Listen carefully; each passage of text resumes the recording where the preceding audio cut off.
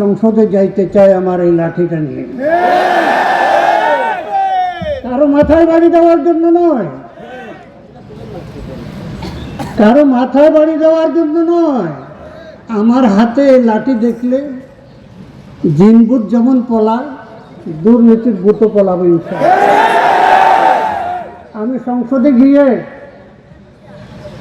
স্পিকারের মাধ্যমে গোটা সংসদকে জিজ্ঞাসা করব যে দেশের উন্নয়নের পথে সবচাইতে বড় বাধা কোনটা, কি বড় বাধা?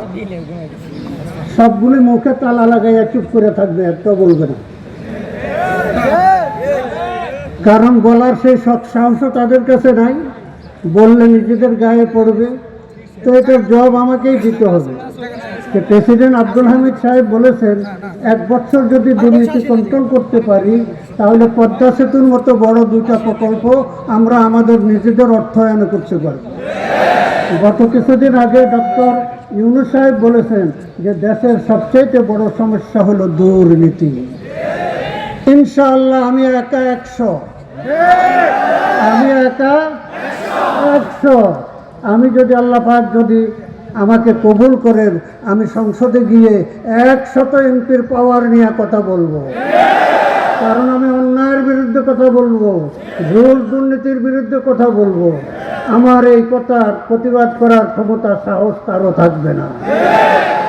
ইনশাআল্লাহ আমি নির্বাচিত হওয়ার পরে রামগতি কমলনগর সর্বপ্রথম দুর্নীতিমুক্ত হবে। কোনো সরকারি অফিসার ঘুষ নেওয়ার সাহস পাবে না, দুর্নীতি করার সাহস পাবে না।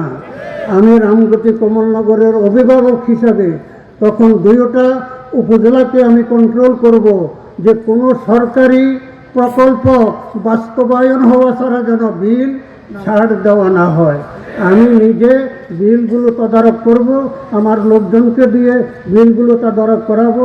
ইনশাআল্লাহ আমি নির্বাচিত হলে সর্বপ্রথম প্রত্যেকটা এলাকায় সবচাইতে অসহায়, সবচাইতে গরিব লোক কারা তাদের লিস্ট করব প্রথমভাবে, দ্বিতীয় পর্যায়ে কারা, তৃতীয় পর্যায়ে।